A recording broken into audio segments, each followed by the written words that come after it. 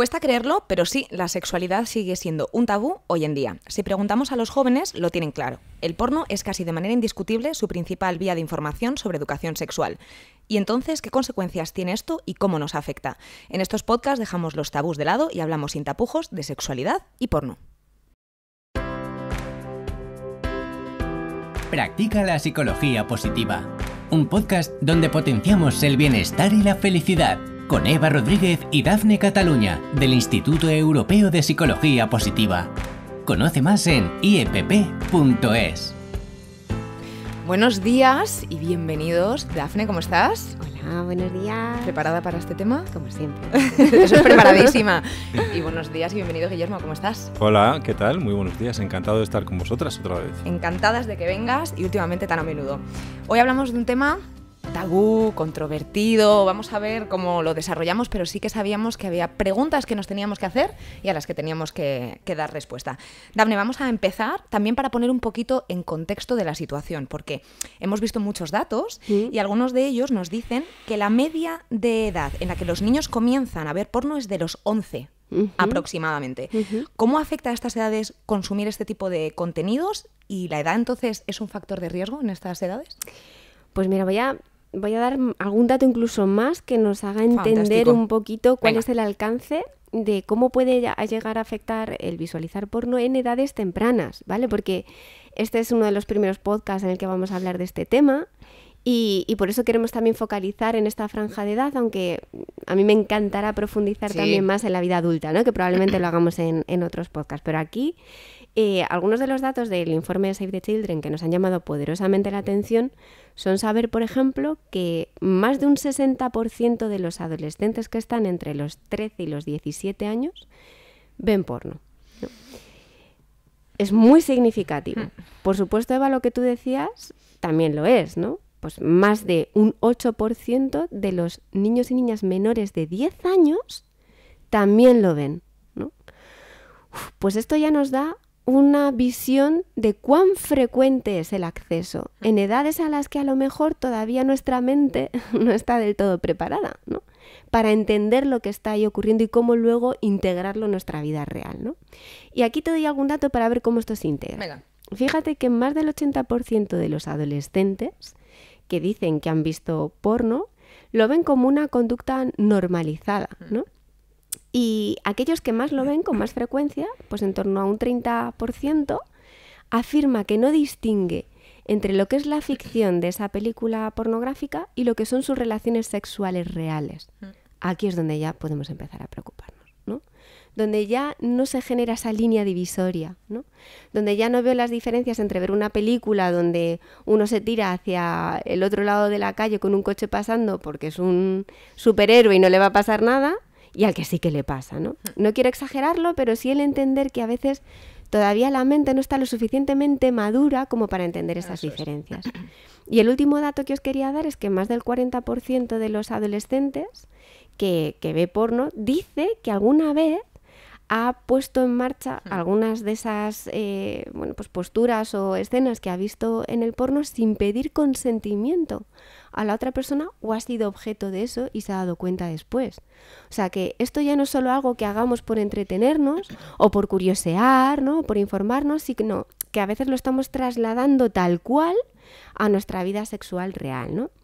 Entonces, como tú bien dices, Eva, esto es algo que se está introduciendo tanto que forma parte de la educación sexual, ¿no? Antes nos hablaban más de las enfermedades de transmisión sexual, sí. pero ahora, jolín, parece que esta está siendo una de las fuentes principales. ¿Y qué consecuencias se está observando de que a edades tan tempranitas empecemos a verlo? Pues lo primero es que se están iniciando antes las relaciones sexuales y a lo mejor en momentos donde todavía no nos sentimos del todo preparados o preparadas, ¿no? Otra de las consecuencias es que las primeras relaciones, el inicio de nuestras relaciones sexuales a veces está siendo problemático. ¿Por qué? Porque venimos con muchos sesgos. Venimos con sesgos de, oye, la relación en el porno no se muestra de forma igualitaria. Normalmente la mujer es objeto, ¿no?, de esa gratificación. Y eso luego se traslada a la vida real, lo cual implica que a veces esa relación no sea gratificante para ambas partes, ¿no? O incluso a veces el normalizar ciertos comportamientos violentos, ¿no?, relacionados con la sexualidad. Pues eso parece que puede ser satisfactorio o normalizado cuando luego en el fondo no lo es. Bueno, pues todos esos sesgos se ha observado ya, ahora os hablaré de un estudio que muestran que no se están viviendo de forma satisfactoria esas relaciones iniciales. Y luego otro elemento es la autoestima. Una de las cosas que se está observando también es que esa comparación que hacemos, ¿no?, con las personas que observamos en este tipo de películas, pues está haciendo que nos sintamos peor con nuestra propia percepción corporal. Esto lo hemos visto en un estudio que publicó Pediatrics ya en el año 2014, donde encuestaron a más de 1000 adolescentes, ¿no? Y ahí fijaros también que sobre todo focalizaban en comportamientos online, ¿no?, que se hacían en relación al sexo. Y en chicas, por ejemplo, que tenían ese tipo de comportamientos en redes sociales, fue donde más se vio que se veía afectada su autoestima, ¿vale? Pero luego no había diferencias entre chicos y chicas y les afectaba por igual en cuanto a estar pendientes de su propio cuerpo, más pendientes, ¿no?, que normalmente. Y también en cuanto a la satisfacción sexual, pues era menor, les afectó cuando tenían esos comportamientos online. Fíjate que hay un montón de estudios que nos están dando datos. De hecho, es bueno ver que esto se habla. En la tele hemos visto hace unos poquitos meses también un reportaje. Y fijaos, todo lo que nos has comentado ahora mismo, Dafne, fíjate, en una publicación, lo voy a leer para que lo sepáis, una publicación de un estudio realizado por las universidades de las Islas Baleares y Santiago de Compostela. Lo que hicieron fue encuestar a jóvenes universitarios que ya estaban en edad universitaria. Y fijaos, el 90% de esos chicos cree, como tú has dicho, que el porno es fiel a la sexualidad real frente al 42% de las chicas encuestadas en las mismas edades. Y se hablaba de esos efectos cuando ciertas conductas se ponen en marcha al imitar, lo que Dafne nos comentaba, lo que uno ve ahí. Y entonces las mujeres sobre todo hablaban ya no solo que también de esas quizá conductas más agresivas que habían ellas, creo que era el 11% de las chicas había admitido haberlas sentido en algún momento, sino también esa presión por su imagen. Ya no solo la conducta, sino la apariencia que se busca hoy en día en las mujeres, y ya no solo en el contenido pornográfico, sino también en las redes sociales. Y esto nos hacía preguntarnos si afecta de la misma manera a los chicos que a las chicas, a los hombres que a las mujeres, ver este contenido. Sí, pues a ver, yo creo que por supuesto que hay diferencias en cómo afecta a los hombres, a los chicos y a las chicas. En primer lugar, sí que me gustaría recalcar que hay diferencias en la forma en la que tienden a utilizarlo, a consumir la pornografía. Y yo creo que hay que empezar por ahí, ¿no? Por ejemplo, se ha observado que los hombres o los chicos tienden a empezar a utilizar la pornografía mucho antes que las chicas, ¿no? Y que lo hacen, que empiezan a edades más tempranas, que también lo utilizan de forma más recurrente, más frecuentemente. También se ha visto que los chicos tienden a utilizar la pornografía más en solitario y con el único objeto de satisfacer y de excitarse, ¿no?, sexualmente. Por otra parte, las chicas, en contraposición, tienden a utilizar la pornografía menos frecuentemente. También se inician en el consumo de la pornografía más tarde. Generalmente lo suelen hacer en pareja y bueno, pues oye, también lo utilizan con el objetivo de mejorar sus relaciones sexuales, claro. ¿No? En comparación, que sería más para la masturbación, ¿no?, en solitario, del caso de los varones. Exacto, ¿no? Por otra parte, sí que cabe destacar que bueno, pues oye, que hay que entender la industria de la pornografía produce una serie de estereotipos súper marcados y diferenciados del hombre y de la mujer, ¿no? Entonces, por ejemplo, los hombres generalmente se proyectan como el dominante, ¿no? Muchas veces, a menudo, de forma es agresivo, es violento, es muy serio, no se ríe para nada. El humor del que hablábamos en el podcast anterior poco aparece, ¿verdad? Sí. Muy poco. Es muy poco afectivo, no se preocupa para nada de su pareja. Y a menudo, bueno, pues oye, es totalmente falocentrista, o sea, lo único que importa es satisfacer su pene, ¿no? Por otra parte, pues la mujer o las chicas se proyectan, generalmente suelen ser mucho más jóvenes, sumisas, se reducen a objetos sexuales, lo único que importa es su cuerpo, es su físico, y muy a menudo son masoquistas. O sea, vaya, que les encanta el dolor, les encanta que les peguen y que la sometan. Y el único objetivo de la mujer o de las chicas es pues satisfacer el deseo sexual del hombre o de los hombres, ¿no? Entonces, claro... Es que va totalmente en contra, Guillermo, de todo lo que hablamos en el podcast anterior, de las pautas y las no se han claves. escuchado el podcast.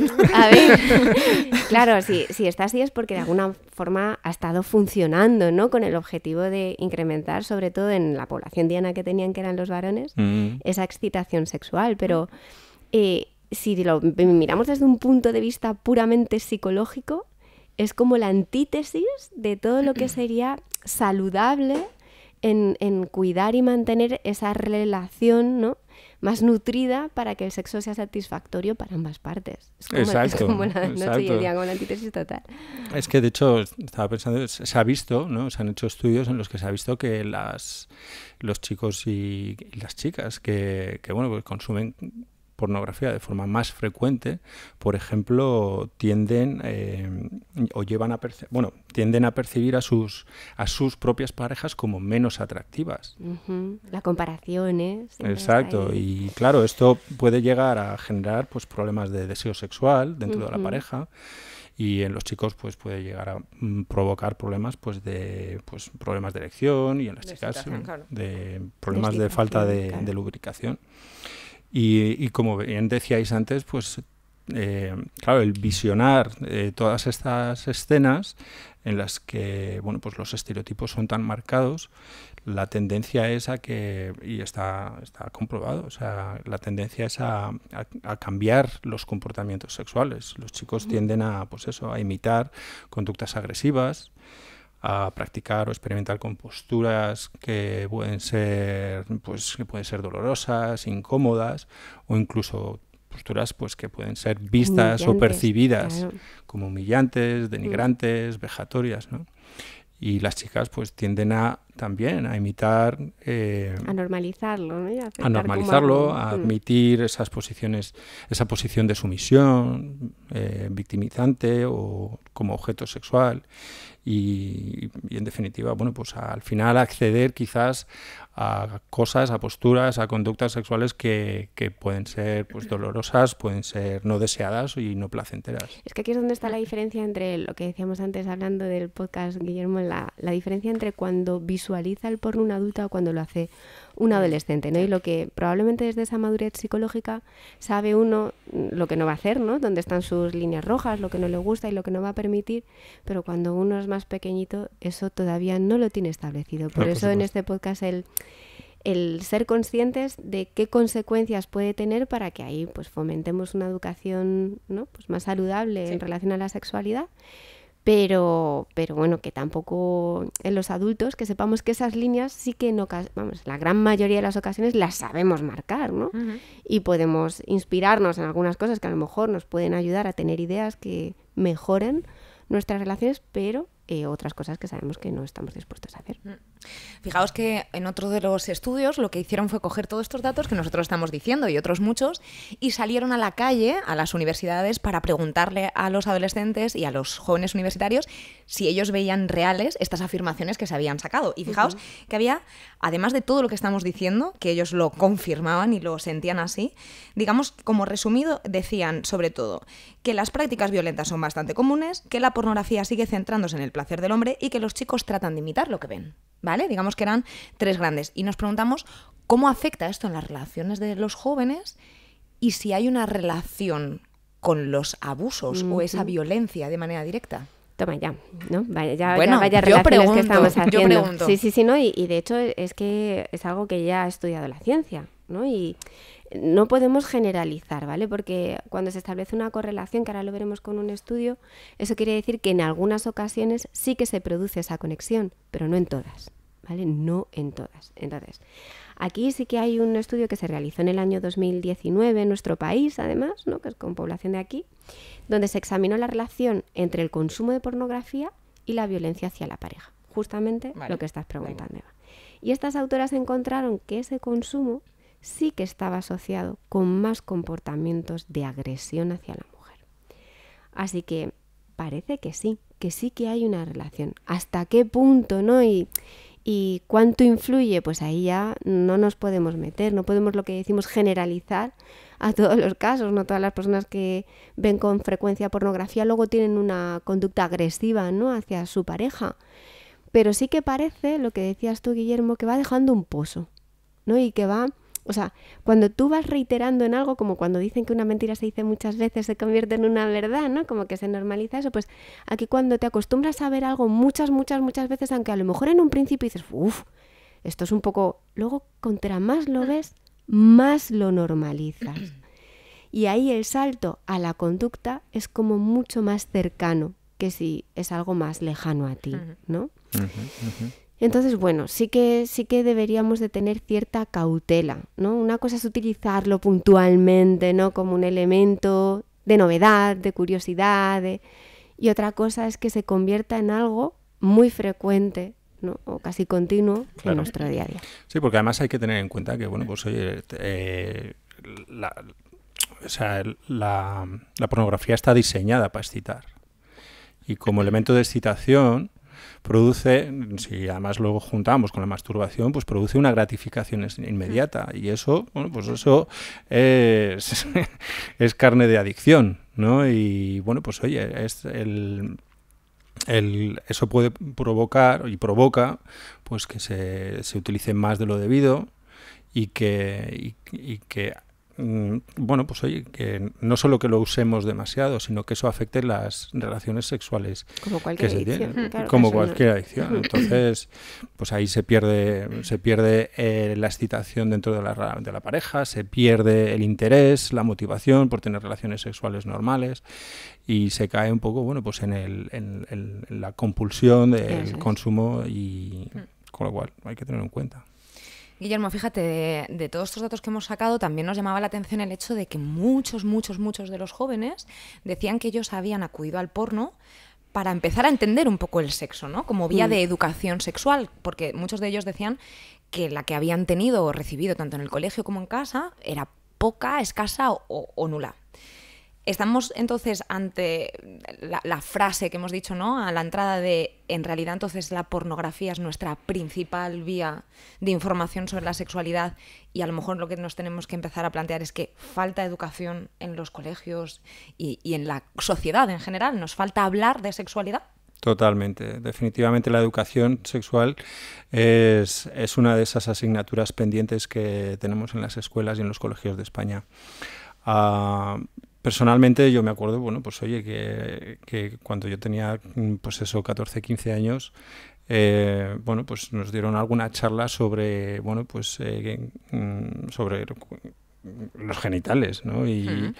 Y aspectos anatómicos, y ahí se quedó la cosa. Y hoy por hoy, bueno, pues yo hablo con mis hijos adolescentes y veo que no ha cambiado muchísimo la cosa, o sea, y bueno, pues creo que esta educación es escasa y prácticamente nula. Se le ponen a todos los papás los pelos de punta de tener que hablar de porno con los hijos. Claro. Sí. Y bueno, pues oye, de hecho me acuerdo que, bueno, pues creo que yo aprendí más de sexo en la televisión, porque entonces había un programa que se llama Hablemos de Sexo con la doctora Echea en la televisión española, y me acuerdo que todos los jueves, si creo recordar bien, nos sentábamos toda la familia a escuchar y a ver el programa de la doctora Echea. Claro está, luego a raíz de esos programas nadie hablaba de sexo. Y creo recordar... Oír, ver y callar. Oír, ver y callar, exacto. Y creo recordar una vez mi padre, en un momento dado, me comentó, o sea, se giró, me miró y me dijo: hijo, es que aparte del coito hay muchas otras cosas que te dan placer en el sexo. Anda, bueno. Esa fue la frase estrella. La frase estrella de mi padre. Así que, bueno, pues oye, yo creo que sí que es cierto que vamos perdiendo tabús, ¿no? Pero todavía nos queda mucho camino por recorrer. Yo creo que es frecuente que la educación sexual se limita en España a, bueno, pues oye, a dar una charla o dos, como mucho, en algún momento. Pasa que yo creo que eso incluso puede tener hasta efectos negativos, porque esa charla creo que genera inquietudes, genera preguntas, genera dudas acerca de la sexualidad a los chavales que, como no se las van a resolver, buscan entonces en entonces van a la internet y bueno, pues acaban visionando pues pornografía, un poco por resolver esas dudas, ¿no? Y esas inquietudes. Y ya sabemos que, bueno, pues oye, que indudablemente la pornografía no es la mejor manera de educar sexualmente a nuestros hijos. Yo creo que la educación sexual se ha centrado principalmente pues, en aspectos anatómicos y últimamente más en la prevención de enfermedades de transmisión sexual. Y creo que bueno, pues es necesario ampliarlo y que incluya debates acerca de la pornografía y los efectos que ésta tiene. Y creo que eso tendría que pasar ya. Sí, porque además, como muchas veces hemos hablado, encima hoy en día, como tú dices, tenemos internet, tenemos un mundo abierto de posibilidades y podemos curiosear, que encima en esas edades la curiosidad está muchas veces por las nubes, y podemos encontrarnos con información que nos desubique un poquito. Como tú has dicho al principio, Dafne, yo creo que vamos a tener que hablar más veces de este tema porque hay muchas más preguntas que me gustaría haceros. Pero como tenemos un tiempo limitado, quiero saber cuáles son las claves de este podcast. Pues mira, la primera clave sería el entender que la pornografía en edades tempranas tiene consecuencias negativas importantes, ¿vale? Con lo cual, no es algo a lo que le podamos restar valor, ¿no? Ni que, bueno, pues si ve algo tampoco es tan grave. Es algo a lo que le debemos de prestar atención, ¿vale? La segunda sería que son necesarias conversaciones, ¿no? Ya no solo en la escuela el que haya programas de formación, sino en casa, el que haya conversaciones sobre cómo conciliar esa ficción con la realidad, tratarlo con humor, con la mayor cercanía que seamos capaces, pero sí el empezar a entender esas diferencias. No hace falta que les hablemos de nuestras propias relaciones, pero sí de lo que habitualmente le gusta o no le gusta a una persona en la vida real. Que podamos debatirlo y que incluso con sus amigos puedan hablarlo, con normalidad, con honestidad, sin tener que seguir ningún estereotipo que ya esté marcado y sentirme mal por decir algo que sea diferente a lo que se supone que es correcto, ¿no? Y en tercer lugar, el no demonizar el porno, ¿vale? Porque en adultos sí que puede ser bastante útil para aspectos como eliminar tabúes o también como para incrementar esa chispa, ¿no? O esa excitación inicial. Si se utiliza con cabeza, ¿no? Si se utiliza con consciencia y con asertividad, sabiendo poner esos límites, probablemente pues sea saludable, lo podamos utilizar de forma saludable. Esas son las tres claves. Yo llevaba todo el podcast pensando, ¿cómo le pido yo a Guillermo un ejercicio con este tema? Así que me voy a limitar a decir, Guillermo, todo tuyo. Te dejamos solo. Pues, a ver, habré cambiado de ejercicio como 30 veces. Porque... Será apropiado. Bueno, eso es que hay muchos. A ver, es un tema... Es un tema complicado, o sea, porque, bueno, pues oye, de todas formas, yo, sobre todo, o sea, vuelvo un poco al mismo punto siempre, o sea, cuando hablamos de adolescentes, cuando hablamos de chavales, creo que es muy importante el no cerrar la puerta, el mantener esas puertas abiertas de comunicación y a veces a los padres nos cuesta el enfrentarnos y nos cuesta pues, hablar de estos temas porque podemos tener nuestros propios tabús, podemos tener nuestros propios prejuicios y básicamente, bueno, pues oye, el ejercicio que planteo es, bueno, pues oye, el hablar abiertamente con los hijos, plantear, preguntar qué piensas de la pornografía, si lo has visto alguna vez, qué observas, qué has visto en estos vídeos de pornografía y en algún momento he pensado, bueno, pues igual el visionar con ellos un vídeo, pero de forma crítica, ¿no? El visionar un vídeo de pornografía y, bueno, pues ir comentando pues aspectos que tienen que ver tanto con la sexualidad como con las relaciones humanas, ¿no? El observar quizás esos estereotipos de dominancia y de sumisión, el cómo se utiliza la agresividad, la agresión, la violencia, bueno, pues el si hay un es una comunicación entre ellos y hay intercambio de afecto, a quién se satisface, a quién no, o sea, a quién es ¿no? Porque al fin y al cabo pues las relaciones sexuales son para satisfacer a los dos, no solo al hombre. Entonces, y bueno, pues oye, el hablar el quizás poder hablar también pues de aspectos que la pornografía omite, ¿no? Como por ejemplo, bueno, pues que hay más áreas del cuerpo humano que son excitables y que pueden aportar muchísimo placer. Y entonces, bueno, pues oye, ya sé que obviamente esto no lo vas a hacer con un niño de 10 años, de 11 años, de 12 años, 13 años, pero bueno, yo creo que si se pueden hacer, bueno, pues intentos de acercamiento con los chavales, ya quizás, bueno, pues oye, en edades igual las que estén más receptivos o puedan entenderlo de las cosas que estamos hablando, y bueno, pues llegar a hacer ese visionado constructivo y crítico, ¿no? Para que pueda entender, bueno, pues oye, que cuando lo vuelvan a ver, pues lo hagan desde un marco a lo mejor un poco diferente. Sí, exacto, o sea, que no pierdan un poco la idea de que la pornografía es ficción, no es la realidad.